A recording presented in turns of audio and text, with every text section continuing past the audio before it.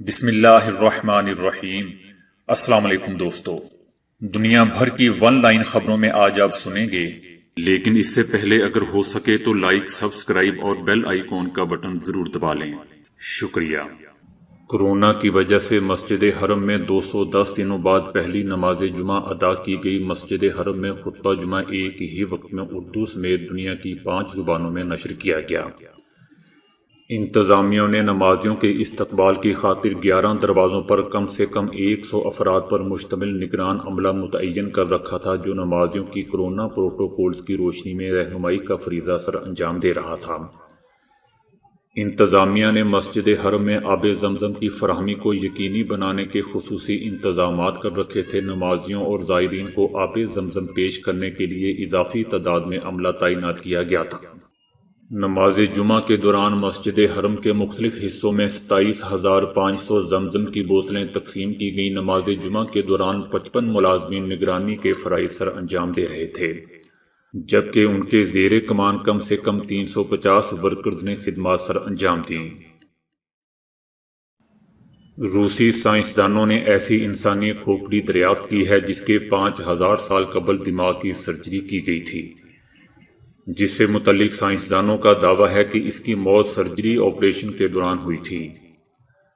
روس کے ماہر آثار قدیمہ اینڈ سائنسز نے کھوپڑی سے متعلق دعویٰ کیا ہے کہ 5,000 سال قبل مہلک بیماری کے باعث اس کے دماغ کی سرجری کی گئی تھی۔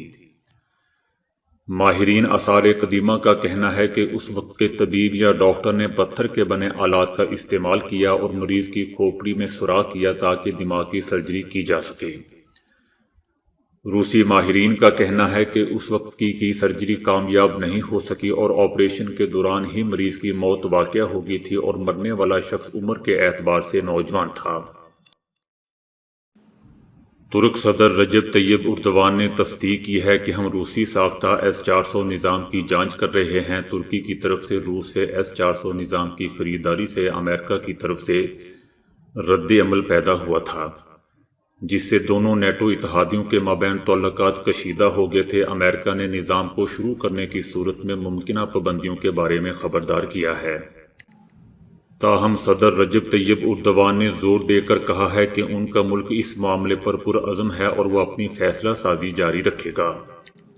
ترک صدر نے کہا کہ ہم امریکہ سے اجازت طلب نہیں کریں گے۔ اس تجربے کے رد عمل میں امریکی محکمہ دفاع نے دو طرفہ سلامتی تعلقات کے سنگین نتائج سے خبردار کیا ہے۔ میٹھے مشروبات کے بارے میں کہا گیا ہے کہ یہ سرطان کینسر کا باعث بن سکتے ہیں۔ میٹھے مشروبات جیسے جوس، سافٹ ڈرنکس، چائے اور کافی میں چینی کی موجودگی کینسر کا خطرہ بڑھانے کا باعث بن سکتی ہے۔ ماہرین نے ہر قسم کے مشروبات یعنی سافٹ ڈرنکس، 100% خالص فروٹ جوسز، فروٹی مشروبات، چینی ملے گروم مشروبات، دودھ میں مبنی میٹھے مشروبات، سپورٹس ڈرنکس اور انرجی ڈرنکس وغیرہ کے اثرات کا جائزہ لیا۔ نتائج سے معلوم ہوا کہ جو لوگ مشروبات کی شکل میں روزانہ اضافی 100 ملی لیٹر چینی مشروبات کی شکل میں پی لیتے ہیں، ان میں کینسر کا خطرہ 18% تک بڑھ جاتا ہے۔ ماہرین کے مطابق ضروری نہیں کہ میٹھے مشروبات کا استعمال مکمل طور پر ختم کر دیا جائے، بس اپنی غذا کو متوازن بنانے کی ضرورت ہے۔ بھارتی ریاست تامل ناڈو میں ملزمان نے کروڑوں روپے مالیت موبائل فون لوٹ لیے۔ یہ واردات بھارتی تامل ناڈو کے گاؤں شولاگری میں واقع ہوئی۔ پولیس کا کہنا ہے کہ ملزمان کا گروہ ریاست آندھرا پردیش کے مختلف علاقوں میں وارداتیں کرتا ہے۔ چھینے گئے موبائل فونز کی مالیت 32 کروڑ 80 لاکھ پاکستانی بنتی ہے۔ ایران نے دوسرے ممالک سے تیل کے بدلے میں سامان کی خریداری کے منصوبے پر کام شروع کیا ہے۔ ایرانی وزیر تیل نے کہا ہے کہ امید ہے کہ تیل کی برآمد کے بدلے سامان درآمد کرنے سے ایران اور دوسرے ممالک کے ساتھ تعلقات کے نئے باب کا آغاز ہوگا۔ ایک بیان میں انہوں نے کہا کہ یہ تجویز وزارت تیل کی جانب سے پیش کی گئی تھی اور ایرانی صدر نے اس کی منظوری دے دی ہے۔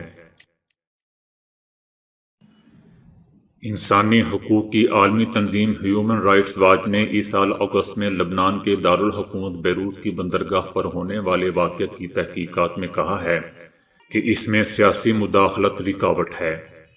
2 ماہ گزر جانے کے باوجود آج تک ان کے ذمہ داروں کے خلاف کوئی قانونی کارروائی عمل میں نہیں لائی جا سکی اور نہ ہی مقامی سطح پر کوئی غیر جانبدار اور قابل اعتماد تحقیقی کمیشن مقرر کیا جا سکا۔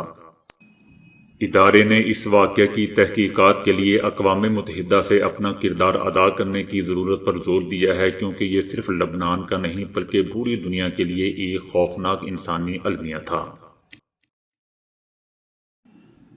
مقبوضہ وادی میں پیپلز ڈیموکریٹک پارٹی PDP کی پریس کانفرنس میں سابق وزیر اعلیٰ محبوبہ مفتی نے بھارتی جھنڈا ہٹا دیا، جس پر بھارت سیخ پا ہو گیا ہے۔ محبوبہ مفتی نے کہا ہے کہ جب تک ہمارا پرچم اور آرٹیکل 370 کی واپسی نہیں ہوتی تب تک بھارت سے کوئی واسطہ نہیں۔ جب تک ہمارا قومی پرچم بحال نہیں کیا جاتا تب تک بھارتی ترنگا بھی قبول نہیں۔ محبوبہ مفتی نے وزیر اعظم نریندر مودی پر کڑی تنقید کرتے ہوئے کہا کہ بھارت کو دستور پر چلنا چاہیے، نہ کہ BJP کے منشور پر۔ محبوبہ مفتی نے کہا کہ صرف بھارتی جھنڈا ناقابل قبول ہے، ڈاکوؤں نے ہمارا قومی پرچم ہم سے چھین لیا ہے، ہمارا ترنگے سے تعلق ہمارے قومی پرچم کی بنیاد پر تھا۔ چائنا نے امریکہ پر زور دیا ہے کہ چینی ذرائع ابلاغ کے اداروں کے خلاف سیاسی دباؤ اور بے حسی پر مبنی پابندیاں بند کی جائیں۔ چائنا نے یہ بات اس امریکی فیصلے کے رد عمل میں کہی ہے جس کے تحت امریکہ میں مزید 6 چینی ذرائع ابلاغ کے اداروں کو غیر ملکی مشنز قرار دیا گیا۔ حالیہ برسوں کے دوران امریکی حکومت نے امریکہ میں کام کرنے والے چینی میڈیا اداروں اور عملہ پر ناجائز پابندیاں عائد کی ہیں، جس میں چائنا نے کہا ہے کہ یہ امریکہ میں کام کرنے والے چینی میڈیا اور صحافیوں کے خلاف سیاسی دباؤ اور بدنام کرنے کی تازہ ترین مثال ہے۔ چائنا کا کہنا تھا کہ ہم امریکی بے حس اقدام کی مذمت کرتے ہیں اور اسے مسترد کرتے ہیں۔ نواز شریف کے صاحبزادے حسین نواز نے کہا ہے کہ عمران خان کو دعوت دیتا ہوں کہ وہ لندن میں آئیں، جس ہوٹل میں عمران خان ٹھہریں گے وہاں پریس کانفرنس کروں گا۔ ہم بھی عمران خان سے متعلق برطانوی حکومت کو خط لکھ رہے ہیں۔ عالمی ادارے financial action task force FATF نے پاکستان کو فروری تک بدستور زیر نگرانی یعنی گرے لسٹ میں رکھنے کا فیصلہ کیا ہے۔ ادارے کے صدر کا کہنا ہے کہ اگرچہ پاکستان 27 میں سے 21 سفارشات پر عمل کر رہا ہے، لیکن بات یہاں ختم نہیں ہوتی اور اسے مزید کام کرنے کی ضرورت ہے۔ FATF کے مطابق پاکستان کو فروری 2021 تک ان تمام سفارشات پر عمل کرنے کا وقت دیا گیا ہے جس پر تاحال کام نہیں ہو سکا۔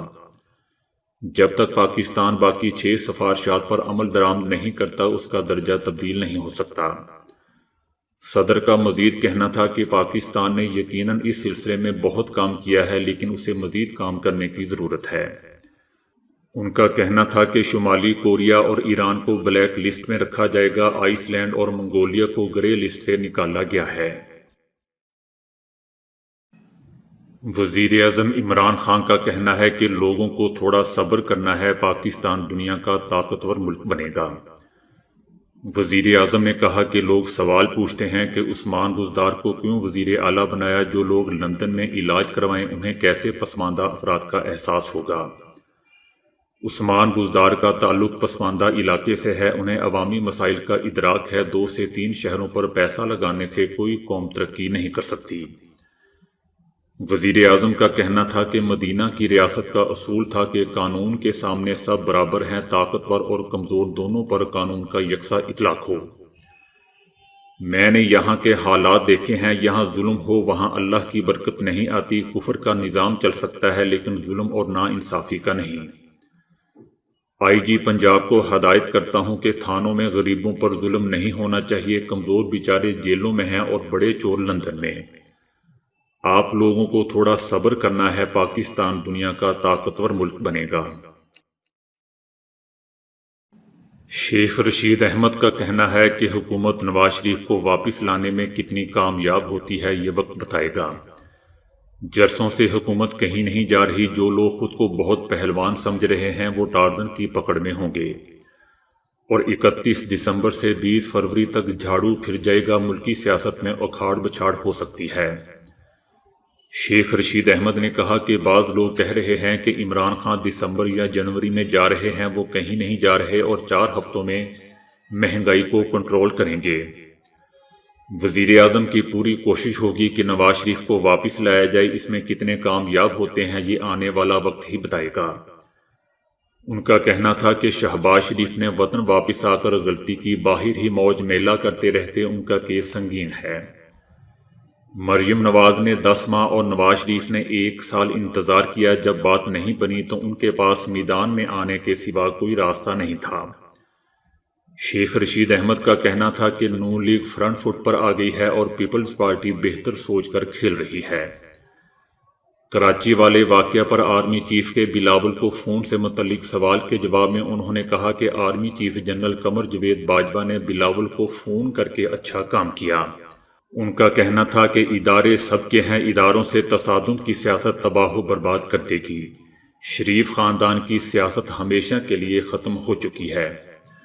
شیخ رشید احمد کا مزید کہنا تھا کہ ادارے ملکی سالمیت کا نشان ہیں، جن پر تنقید سے مقبولیت حاصل نہیں ہوگی۔ جس نے کوٹ پر بات کی اس کے گرد گھیرا تنگ ہو رہا ہے۔ مولانا فضل الرحمان کا کہنا ہے کہ نواز شریف نے ہمیشہ عدالتوں کا سامنا کیا ہے، وہ بھاگنے والے نہیں ہیں۔ ان کا کہنا تھا کہ ہم طبلِ جنگ بجا چکے۔ پی ڈی ایم جلسوں سے جعلی حکومت کے اوسان خطا ہو گئے ہیں۔ کل پورا بلوچستان بشمول کوئٹہ ہمارے ساتھ مل کر نالائق حکومت کے خلاف جمع ہوگا۔ کوئٹہ جلسہ ہر صورت میں ہوگا، سیکیورٹی دینا حکومت کا کام ہے۔ مولانا فضل الرحمان کا کہنا تھا کہ ملک میں مہنگائی اور بے روزگاری نے غریب لوگوں کی کمر توڑ دی ہے۔ آج ہر شخص کی چیخو پکار آسمان کو پہنچ رہی ہے۔ قوم پر نااہل اور نالائق ٹولے کو مسلط کر دیا گیا ہے۔ عمران خان اور ان کی جعلی حکومت مزاحیہ ہے۔ ووٹ لوگوں کا حق اور امانت ہے جو چوری کیا گیا۔ ہم نے عہد کیا ہے کہ ہر صورت لوگوں کی امانت کو لٹا کر رہیں گے۔ انہوں نے مزید کہا کہ عدالت نے جسٹس قاضی فائز کیس بدنیتی قرار دے کر خارج کر دیا ہے۔ یہ کیس جعلی کابینہ اور جعلی وزیر اعظم کی امام پر بنایا گیا تھا۔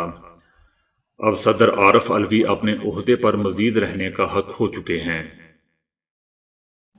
افریقی ملک گانا میں زیر تعمیر 3 منزلہ چرچ کی عمارت گر گئی، جس کے نتیجے میں 22 افراد جاں بحق اور متعدد زخمی ہو گئے۔ 3 منزلہ چھت اس وقت گری جب وہاں بڑی تعداد میں لوگ عبادت میں مصروف تھے۔ عمارت گرتے وقت وہاں 60 سے اوپر افراد موجود تھے اور اب بھی درجنوں افراد ملبے تلے دبے ہوئے ہیں، جس کے باعث ہلاکتوں میں اضافے کا خدشہ ظاہر کیا جا رہا ہے۔ بھارت اتر پردیش کی ایک مقامی عدالت نے شوہر کی درخواست پر فیصلہ سناتے ہوئے بیوی کو حکم دیا ہے کہ وہ ماہانہ 1000 روپے بطور جیب خرچ اپنے شوہر کو ادا کیا کرے۔ بھارتی میڈیا کے مطابق ریاست اتر پردیش کی فیملی کورٹ میں 2013 میں ہندو میرج ایکٹ 1995 کے تحت اپنی بیوی کے خلاف جیب خرچ کے لیے پٹیشن دائر کی تھی۔ دونوں میاں بیوی کئی عرصے سے ایک دوسرے سے الگ رہ رہے ہیں۔ شوہر نے درخواست میں موقف اختیار کیا تھا کہ میری بیوی سرکاری ملازم ہے اور اب اسے 12,000 پینشن ملتی ہے، اس لیے بیوی کو پابند کیا جائے کہ وہ مجھے 1000 روپے ماہانہ جیب خرچ دیا کرے۔ فیملی کورٹ نے اس انوکھے مقدمے کا منفرد فیصلہ سناتے ہوئے بیوی کو حکم دیا ہے کہ وہ اپنے شوہر کو ماہانہ 1000 روپے جیب خرچ دینے کی پابند ہوگی۔ شوہر نے 7 سال بعد انصاف ملنے پر مسرت کا اظہار کرتے ہوئے کہا ہے کہ دیر سے صحیح لیکن خوشی ہے کہ انصاف مل گیا۔ تو دوستو آج کے لیے اتنا ہی۔ ویڈیو کو لائک اور شیئر کرنے کا بہت بہت شکریہ۔